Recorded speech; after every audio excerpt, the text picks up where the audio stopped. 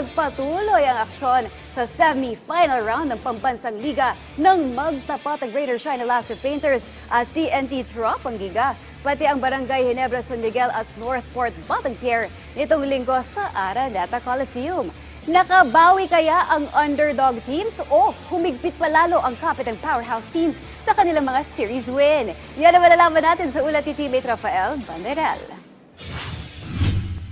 Buhay na buhay pa rin ang pag-asa ng Rain or Shine Elasto Painters na umabot sa finals ng kasalukuyang Season 49 PBA Commissioner's Cup. Yan ay matapos nilang talunin ng TNT 103-98 sa Game 3 ng Best of 7 Series ng PBA Playoffs kagabi.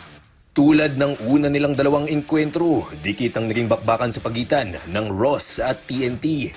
Pero iba ang resulta ngayon dahil namayagpag ang mga pintor upang tabasin ng series lead ng tropa, 2-1. Nagsanib puwersa ang import na si Dion Thompson, rookie Kaylan Chongson at star guard Adrian Nokum upang masungkit ang crucial na panalo. Gumawa ng 19 points, 15 rebounds and 4 assists si Thompson. Si Tiongson naman, 18 markers and 7 boards na dinagdagan pa ni Nokum ng 16 puntos. Yung sinasabi sa amin ni Coach nung nakaraan kasi yung decision making namin sa endgame, ayun yung malaking ano dun eh. So ngayon, nagawa namin ng paraan. Yun, kaya nanalo kami ngayon. Maganda yung decision namin nung mga endgame kanina.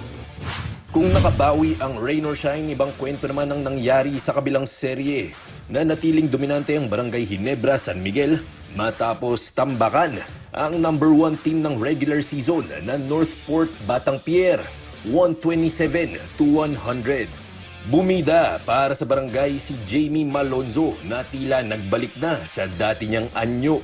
Gumawa si Malonzo ng 25 points na may kasama pang 8 rebounds. Oh, it feels great. It feels great. I haven't been dunking at all, and now I'm starting to feel my legs under me again, and yeah, it feels great to be able to finally get up in the air again and flex the ball. Idaraos ang Game 4 ng bawat serye sa Miyerkules, ikalimang araw ng Marso sa Araneta Coliseum pa rin. Rafael Banderal para sa Atletang Pilipino, para sa Bagong Pilipinas.